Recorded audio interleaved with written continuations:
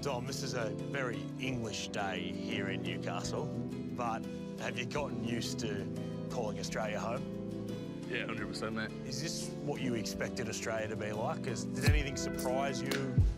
It's funny because I didn't really know what to expect from Australia. I hadn't really heard much about it, to be honest with you. I didn't really know what Australia was like, but it's probably exceeded my expectations. I didn't think I'd like it as much as I did. I probably thought I'd miss home a little bit more, but yeah, I love it here. And yeah, I don't know if I'll be going home anytime soon. I was going to say, could you see yourself staying here post-football?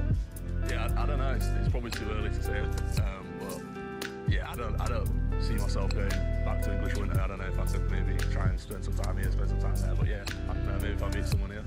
Give him a call, girls. Turn my phone on silent.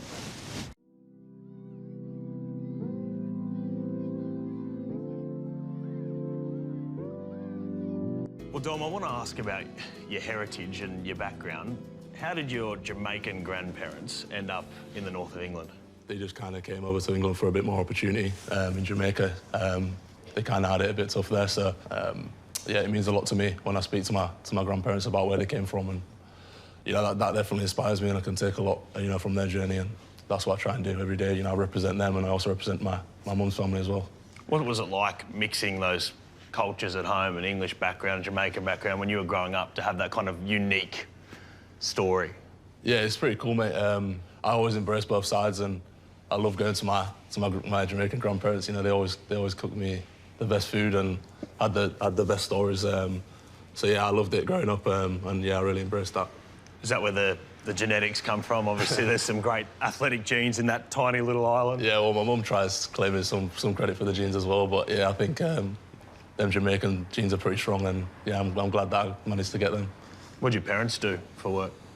So my parents are both involved in education. My mum kind of taught sports science at college, and my dad was around that as well.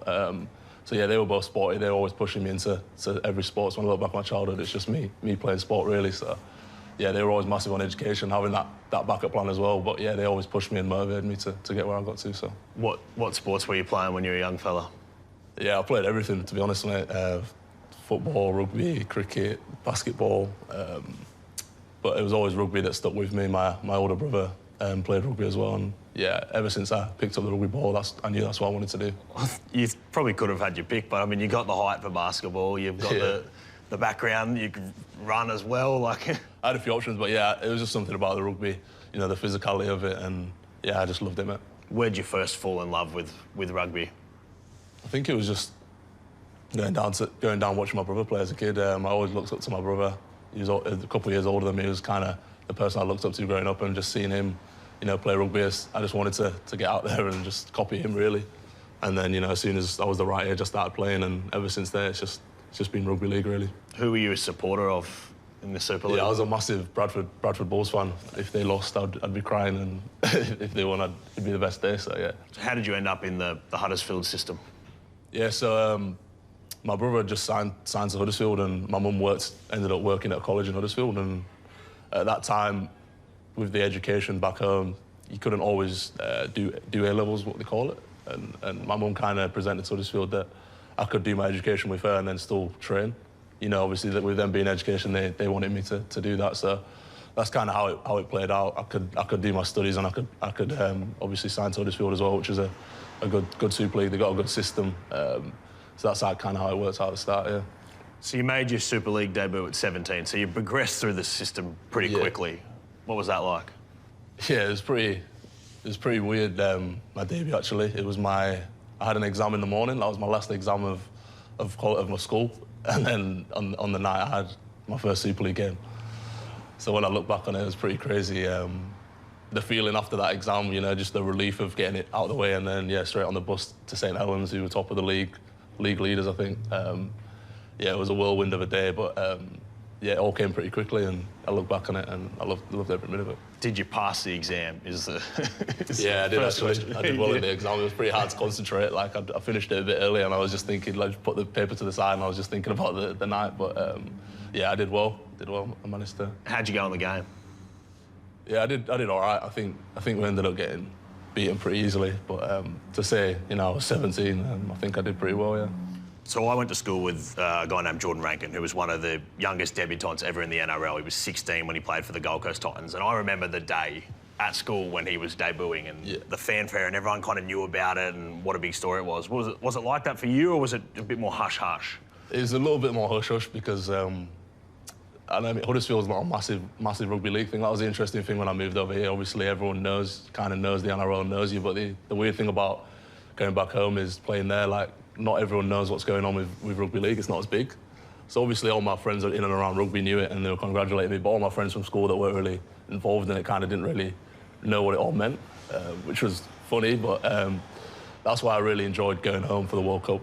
And when all my friends and family knew what I was doing, obviously representing my country, that was when I kind of had that moment, and it felt really special to be recognised by all them and, you know, appreciated. So, yeah. Debuting at 17 can go one of two ways, right? Like, you can launch you into this great career, or it can kind of chew guys up and spit them out at such a young age to be playing professional sport. How did you kind of go the other way and avoid being churned out? Yeah, the good thing for me is I've always been a pretty big guy, so I wasn't like undersized, that's for sure. But yeah, I've always been pretty chilled out, and you know, debuting at 17, I didn't really think of it as anything too big, just with my personality being how it is. So I managed to kind of block out all the noise, and ever since then I've just wanted more. I always backed myself, and I always knew that one day I'd get to where I wanted to get to, and each day and each year that's gone by, I've just tried to get a bit more out of myself, and that's kind of how I look at it. All right, well, getting more out of yourself, when did you start to think about the NRL?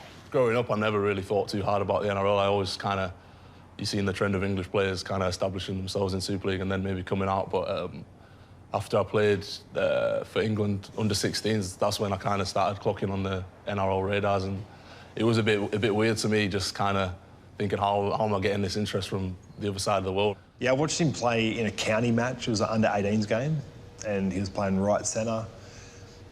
And yeah, I'm smiling now, but I remember watching the game and it completely blew me away. Just his speed, power, close to the line, he was unstoppable. You know, that was when I kind of seen that opportunity, and I knew it was something that I wanted to do when I spoke to more clubs about it. And I've always wanted to test myself in the best environments, and I knew getting over here as soon as possible was probably the best thing for me. Was there an inspiration or a player that you saw do it that you thought, oh, you know, I can emulate that?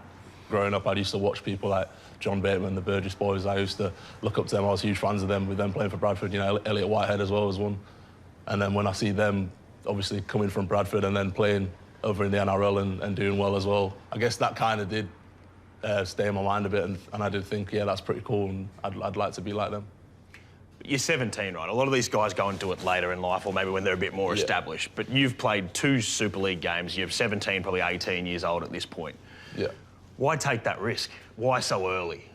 Yeah, it was definitely a big risk for me, but I just thought I was at a stage in my life where I needed that push out of my comfort zone. I think when I was at Huddersfield, I was always real comfortable, and I was living at home. I had everything I needed to have, and I'm the kind of person where I need that little push, and I don't think you can get a much bigger one than moving to Australia. And yeah, like I said, ever since I've come out here, I've never really looked back. You were self-aware enough to know that you wanted to get out of your comfort zone. Like, that's pretty advanced for only a kid that's only 17 to be that aware of his own kind of happenings in his own mind. And why were you like that? My family have always pushed me to be the best version of myself, and they've always been really ambitious people themselves, and me looking up to them, I kind of wanted to follow in their footsteps a bit. You know, whenever there's been a challenge in their life, they've always taken it head on, and I just thought the opportunity I got was too good to turn down. I just had that feeling that it was going to pay off if I just backed myself and put everything into it, and that's what I did, and yeah, I've never looked back. English forwards have been very successful here. Yeah. English outside backs have probably struggled a bit more over the years. Why did you think that you could come here and make an impact? I've always believed in my ability as a player, and failure for me is not really an option. I've never really thought about that. I've never gone into something thinking about, you know, the issues or the problems that might happen. I've always thought about the positives that'll come from it. And I think that was probably another reason why I did come out earlier, You know, when you look at a lot of the English outside backs that have struggled, they've probably came out a bit later in their career. So, But you could have come even earlier, right? Like there was other clubs. The Melbourne Storm were the first club to reach out to you. yeah, I could have came, you know, even probably a couple of years earlier, maybe a year earlier. But I got a little injury back home, and I just felt like I needed that extra year of maturity, and I wasn't quite ready to leave my family yet. I wanted to make the move when on my terms. I didn't really want to be pushed into it. So at that point, you're what, fielding offers from NRL clubs basically via social media, text messages. Yeah, yeah. It was really weird how it all happened. Like I'm getting messages on Twitter from people and like text messages. I'm like, how is these people getting my numbers like from Australia? I'm thinking, is this even like real or is someone pranking me? But Yeah, so probably not the most perfect way of doing it, but I jumped onto Twitter straight away, and I actually direct messaged him and asked for his dad's number because I knew he was still 18. Got his dad's number, John, and yeah, just made contact, organised to have a chat over the phone, and yeah, that's where it really started. So Alex McKinnon and the Knights. Yeah. When Alex reached out to you, why did Alex's approach stand out?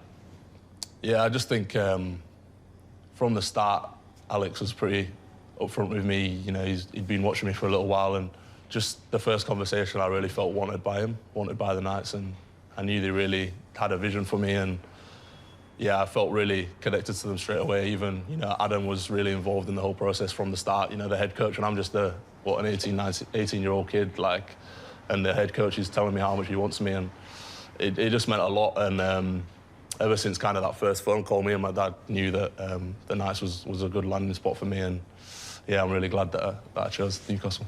What about the timing of it all, right? This is in the middle of a pandemic as well, isn't it? Yeah. So how much harder did that make the decision to go now? Yeah, it made it harder. Obviously, knowing when I do come out here, it's probably not going to see my family for a little while.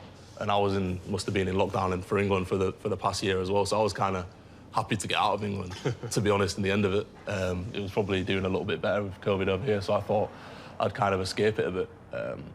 But yeah, it was a challenging time. I think obviously having to do the quarantine and everything. When I just got to the country, I was only 18, and it was scary. You know, I didn't know anyone moving here. Like, it was a massive leap of faith that I took. But yeah, I'm really glad that I did it. Do you have many doubters? Did people tell you that this was too big a leap? And Yeah, 100%. I think obviously when I've signed, no one really knows me over here. And as you said earlier, with English outside back struggling, there was definitely people that were doubting me. Even people from back home. I'd only played 2 Super League games. They're like, why is this kid getting, you know, this opportunity? But that just fueled me, really. To be honest, I've always had that in me where if someone's doubting me, I just want to prove them wrong. I was nervous, mate. I was really nervous. I'd go to training, I'd be just watching training, I'd be doing something, I'd be like a little kid watching it going, oh, wow, how good's this? And then you do something bad, and I'd be just like in the dumps. It was like a roller coaster. It was such a wave of emotion, but the good was unbelievable. Just, yeah, next level. Like, your top elite players can only do those types of things. how'd you go living in Alex McKinnon's granny flat when you first got here? Nah, it was good. Me and Alex had a great relationship. He did a lot for me, obviously bringing me over. But I guess it was tough because I've moved to Newcastle. I don't know anyone. You know, I'm living in his granny flat. I'm trying to process everything what's going on. But nah, it was really good that I could stay there. I can't thank Alex enough for what he's done for me at the start of my career. Oh, I remember the first day he turned up, and I opened the front door, and he was wearing a Aaron Rodgers Green Bay Packers jersey. Mate, he looked like Sonny Bill Williams. It was like I'd just seen my first crush, but mate, I was like, I couldn't believe how big he was. And then he walked in, and my family was here. My old man was out the back, and he's going, holy shit, like, yeah, it was pretty funny. How much time did it take to feel adjusted, do you think? Yeah, it took a bit of time just to get used to the Aussies as well. The Aussie banter's a bit different to the UK. UK banter, I don't know if people really got me at the start. When you say the banter's a bit different, they're giving it to you a bit and you didn't understand, or what was going on? I can take it. I like giving the banter out. I think the Aussies are just a bit dry sometimes, maybe, I don't know, and they don't really get the sarcasm of the English, but Nah, it was only like that initially. Like, you know, initially I was a bit like, oh, I don't know about these Aussies, but nah, they warmed up to me in the end. You've grown to like us now. Yeah, nah, I like you now, and I'm copying the Aussies a bit now, which I try and stop myself from doing because I don't like doing that. Well, what do you mean copy it? Nah, just a few little things that the Aussies do that I find myself doing, and when I go back home to England and my mum's always picking up on it, and my friends are like, what's this mean, or why are you saying it like that? The accent's still intact. You're all right. Well, yeah, I think it is, but then my mum still tries saying I sound a bit like Aussie, so I don't know.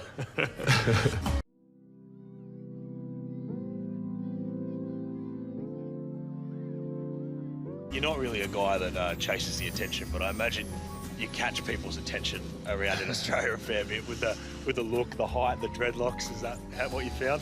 Yeah, 100%. I don't think I can get away with too much with too much things there. You know, with the dreads and the height, definitely stand out a little bit there. So. How long you had the dreadlock look for?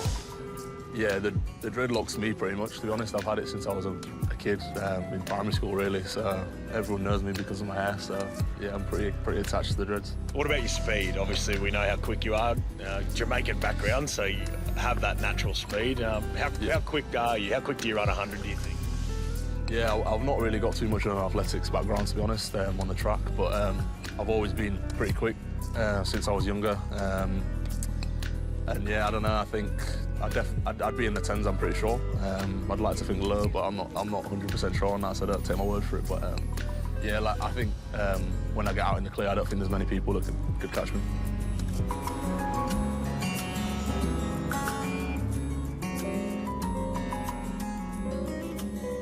What about for your parents? Did you get a bit emotional when your parents came here to watch you play for Newcastle for the first time? Yeah, definitely. My parents have always been a massive support system for me, so they used to go and watch all my games, you know, when I played back home. So I remember when I played the Tigers last year and they were there at the game in Sydney, and it was at Campbelltown. It's pretty close to this pitch. I was just warming up and I seen my mum shouting "Dom, Dom." Yeah, it means a lot knowing that they were there and they were there supporting me. Is that the most kind of homesickness you've had to deal with? Is that probably the worst it got, or has there been worse times? I think my first year was probably the hardest. Obviously, I was living at home, back home. You know, my mum kind of did everything for me. My parents were always there, and just being. It's not necessarily being away from your family that's the hardest thing. It's just the feeling that you're so far away from them. It's not like you can just go and see them when you want to. That when that really sinks in, it does make things difficult. Let's talk about your first season, because as you said, you felt like you struggled a little bit. What was the hardest thing to get used to about the NRL?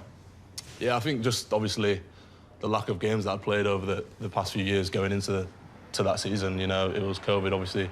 Back home in England, I only played two Super League games in the 2 years. I probably played a handful of games in that 2 years as well, with COVID kind of cancelling through, you know, a lot of the younger competitions. So I just hadn't played a lot of footy, and it was my first pre-season. I wasn't in the best shape that I'm in when I look back now compared to, you know, what I've been in the past couple of years. So I think that coupled with, you know, just the speed of the NRL and just getting my head around all the little things, parts to the game that I'd never really been taught before.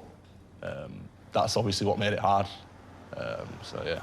Did you have a moment where you're like, "Oh Jesus, this is intense"?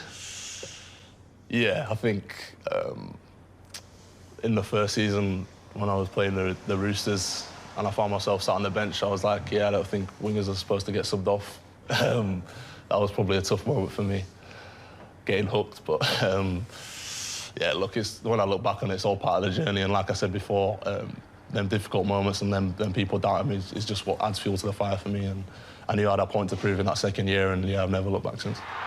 Milford, Young with a bit of space, Young with a chance, Young gets there! What was the biggest thing you worked on after that first year in your football to come out and play the way you did in 2022 and now in 2023? Yeah, I think just that pre-season, I really attacked it. I kind of had that spring in my step where I didn't want to lose anything. I just wanted to compete on everything, and I wanted to be the fittest player. I wanted to be the fittest outside back, and off the back of what I'd learned in the first year, you know, I'd picked up things, and I just felt really primed in that second year to really kick on. And yeah, I was just really hungry. I knew that it was kind of a make or break for me. At that age, I wanted to be a regular NRL player. I wasn't happy. I wasn't just content playing here and there. So yeah, I really attacked it. I was really hungry, and I kind of just carried that on the whole year. Ponga fangs it right. Clifford does the same. Frizzell to Gagai. Gagai to Young. Young has scored for Newcastle. What a day Dominic Young is having. What a finish. He's from Huddersfield, you know. When did you start to feel comfortable out there? That round one game was a massive confidence boost for me. We started off pretty well beating the Roosters. I think I grabbed the try and played pretty well, and then I think kind of in the middle of the season, when I was looking back, that's kind of when it sunk in. You know, I'm an NRL player, and I don't really want to be going anywhere anytime soon. Was that a kind of pinch yourself moment, like I've made it here now after kind of everything? Yeah, it was a little bit, but you know, having the family I have, they're always reminding me not to get ahead of myself too much. You look at the NRL and what can happen and how fast things can change. So, even though I was going well, I was always grounded, and I knew there'd be challenges ahead of me.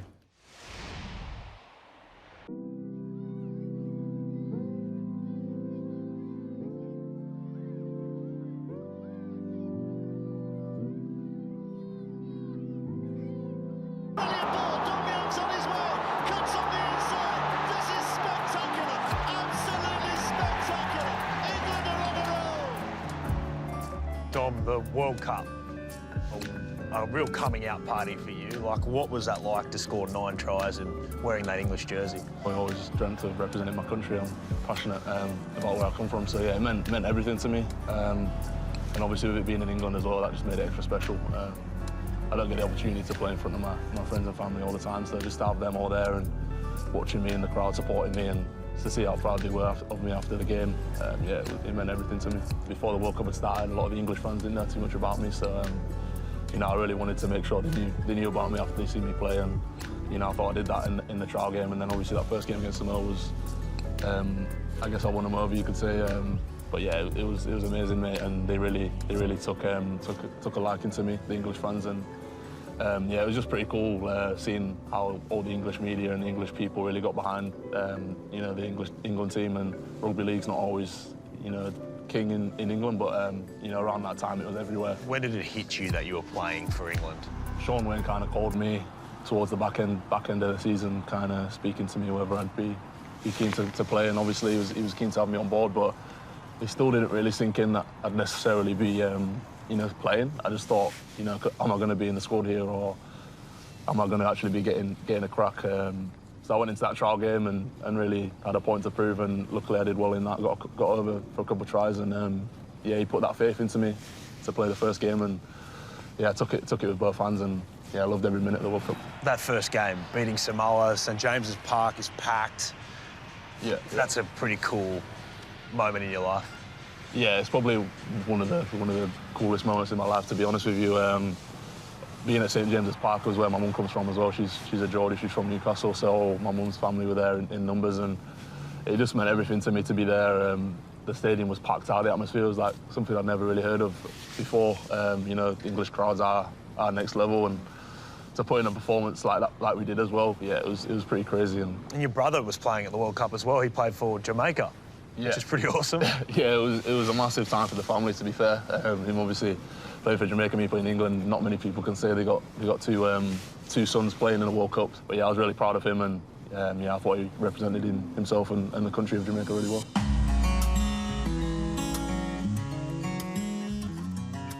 Talk me through some of the tries. Obviously, there's been some great ones, but the 4 tries against Manly this year stands out for me. What was that like to score 4 tries in the NRL? Yeah, it was pretty special when I look back on that game, to be fair. Obviously, what went on the week before as well. Because you were out of the team the week yeah, before, right? Yeah. So going into that game, that was probably, I guess, the most nervous I've been for a game, I think. I'm not really one to get super nervous, but just obviously with the circumstances, I went into that game really wanting to have a big one, and you know, luckily that's what I did. And scoring that last try obviously was a pretty important one to tie the game up. I think you saw a lot of emotion come out, and yeah, it was pretty special. Dom Young flies high and gets there. Dominic Young gets 4 for the day. You were talking about that game. Obviously, before that, had kind of been a lot of news about you and a move next year, moving on from the Newcastle Knights. How kind of difficult was that period, going through that and all that talk about your future? It was pretty tough. You know, Newcastle was the place I've called home since I moved out to this country, and it's been really good to me as a club. And it was difficult to kind of move on. But look, I spoke, you know, with my family and my manager, and we thought it was the best decision. So yeah, I guess I look forward to that. But yeah, I really wanted to finish on a high this season with the Knights. There were a number of clubs and a lot of people kind of involved. Why did you choose the path you took? You know, I spoke to Robert at the Roosters, and I just felt really comfortable straight away, really wanted by him, and you know what he said to me. And yeah, it just speaking to my family and what was the best path for me. That's just what we decided on, really. And yeah, looking forward to it now next year. There was talk about it almost happening immediately. Was that ever the case? Yeah, I really wanted to finish the season with Newcastle. You know, I think we've got a really strong team this year. We've got a really good group of lads, and I really wanted to finish on a high personally with the Knights. People talked about this, the decision. It was really big talking point. But in terms of you, is it the same mindset you've always kind of had, that, you know, you're not here just to mess around? You'll take a chance on anything, and anything you think that can help Dom Young in his progression, you're willing to go? Yeah, definitely. Like you said, I've always liked new challenges, and you know, I saw it as a massive challenge again, going to the Roosters, moving out of my comfort zone again, going to Sydney. You know, it's a lot different to here, and obviously, you know, they've got a really strong team out there, and it's always been my ambition to compete at the highest level and hopefully win a premiership. I just really want to finish on a high. I think, like I said, we've got a really good team here, and I want to be playing finals, you know, with the Knights this year, and it'd be pretty cool if I could sneak that try scoring record as well at the Knights. So yeah, hopefully I could do that. You're only 21 years old. Like, is this just the beginning for Dom Young? I definitely think so. Me only being 21, only having a couple of years' experience, I think, you know, the more years that I play, there's definitely a lot more to come from me. It still surprises me, that speed is up there with the Addo Cars and those type of players, and I'm probably not as nervous as I used to be because it was my job on the line if you didn't play well. But like, I watch it as a fan now, and I'm just happy for him that he's doing well. Now it's intercepted by Dom Young. He sets sail. How far's Dom going to go? Here comes Jaden Campbell. The stride is too long. Dominic Young races away. It is a party. We love seeing you in the NRL. We love watching you and seeing what's to come. So thank you so much for your time and sharing your story. It's been a pleasure. Appreciate it, mate. Thank you.